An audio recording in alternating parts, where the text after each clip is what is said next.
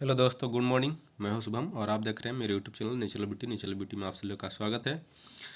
तो दोस्तों आइए आज का जो अगला थ्योरम है, अधिगम मैं पढ़ा रहा था, ठीक है।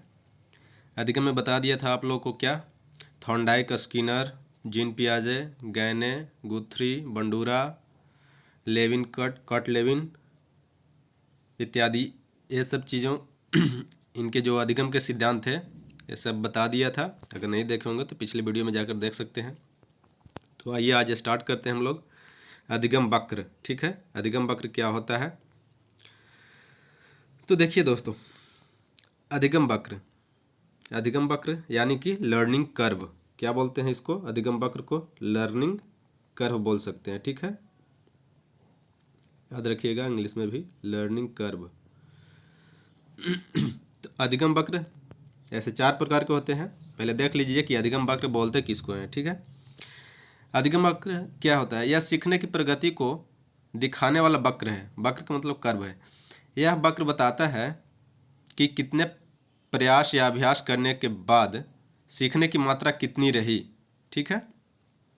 मतलब कि कितने प्रयास या अभ्यास किए उसके बाद कितना सीख पाए, यह वक्र जो है देख सकते हैं यहाँ पे, ये वक्र वही दिखाता है। और इसका जो अधिगम वक्र का जो प्रतिपादक कौन थे, एबिंगहॉस, कौन थे, हरमन एबिंगहॉस 1885 में अधिगम वक्र की खोज की थी, मतलब कि प्रतिपादन किया था, ठीक है। अब आइए कुछ चार जो अधिगम वक्र है क्या क्या है इनको पढ़ते हैं जरा। पहला है अधिगम वक्र जो चार प्रकार के हैं। पहला देखिए समान निष्पादन वक्र। समान निष्पादन वक्र को ही हम लोग क्या बोलते हैं, कर्व ऑफ इक्वल रिटर्न्स। इसको इंग्लिश में क्या बोलेंगे, कर्व ऑफ इक्वल रिटर्न्स, ठीक है। या इसी को हम लोग बोल देते हैं सरल रेखीय कर्व। इसी को बोल देते हैं हम लोग सरल रेखीय कर्व, या फिर इसी को बोल देते हैं लीनियर क्या है, लीनियर कर्व, ठीक है। तो इतने सारे कर्व, मतलब कि इसको नाम दिया जा सकता है एग्जाम में, मतलब बदल कर, बट आप लोग ध्यान में रखिएगा, ठीक। देखिए समान निष्पादन वक्र, इसको समान निष्पादन वक्र भी बोलते हैं। और ये जो वक्र है इस टाइप का है, देख रहे हैं यहाँ पे, और ये जा रहा है ऐसे। तो ऊपर में जो जा रहा है इधर बाई एक्सिस जो होता है और इधर एक्स एक्सिस होता है, तो बाई एक्सिस की तरफ में अधिगम होता है, कितना अधिगम हुआ, और इधर क्या प्रयास, कितना प्रयास किया या फिर अभ्यास किया, उसके अनुसार आपका ये जो ग्राफ है वो दिखाएगा, ठीक है। इसको रेखीय वक्र त्वरण वक्र कहते हैं। इसे रेखीय त्वरण वक्र भी कहते हैं। इसका आकार सीधी रेखा जैसा होता है। इस वक्र में प्रत्येक प्रयास में सीखने की मात्रा समान रहती है।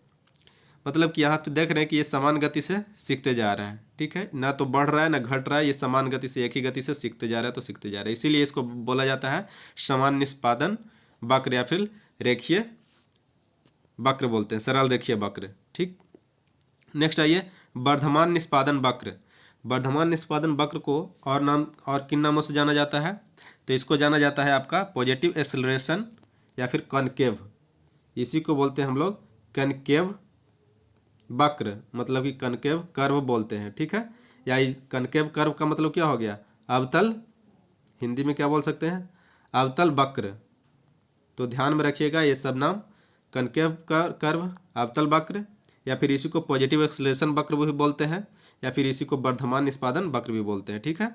अब आइए, यह वक्र तब बनता है जब प्रारंभ में प्रयासों में सीखने की गति धीमी होती है, फिर बाद के प्रयासों में उसकी गति तीव्र हो जाती है। फलस्वरूप अधिगम का वक्र बहुत तेजी से ऊपर उठता है। जैसे कि यहाँ पे देख रहे हैं कि यहाँ से स्टार्टिंग में क्या रहा, धीमा रहा, फिर उसके बाद एकदम तेजी से ऊपर की ओर गया, ठीक है। तो यही हो जाता है आपका वर्धमान, मतलब पॉजिटिव एक्सेलरेशन। ऊपर की ओर जाएगा तो पॉजिटिव एक्सेलरेशन, और वही अगर नीचे की ओर आएगा तो नेगेटिव एक्सेलरेशन हो जाएगा, ठीक है।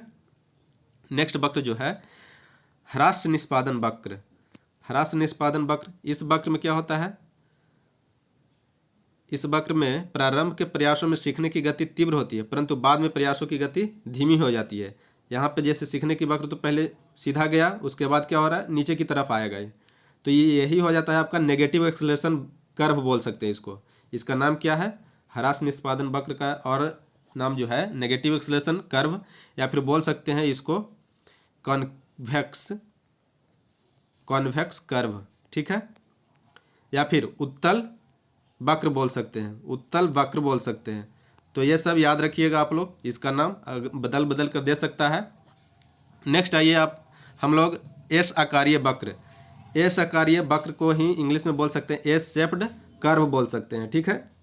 या फिर इसी को बोलते हैं हम लोग क्या, मिश्रित, मिश्रित वक्र बोलते हैं, क्या, मिश्रित वक्र बोलते हैं। इसका जो यूज कहाँ होगा, इस वक्र में क्या होता है, प्रारंभ में सीखने की गति धीमी होती है, प्रारंभ में सीखने की गति धीमी होती है, फिर प्रयासों में तेजी गति होती है, और अंत में क्या होता है, फिर सीखने की गति धीमी हो जाती है, ठीक है। एस आकारीय वक्र अधिगम वक्र में वर्धमान या शिक्षण वक्र तथा ह्रास्य शिक्षण वक्र दोनों ही सम्मिलित होते हैं। इस वक्र में क्या होता है, देखिए जैसे यहाँ से गया, पहले स्टार्टिंग में कम रहा, फिर ऊपर में तेजी हुआ, फिर ऊपर में क्या हुआ, मतलब कि कम रहा, धीमा, उसके बाद फिर से तेजी होता है।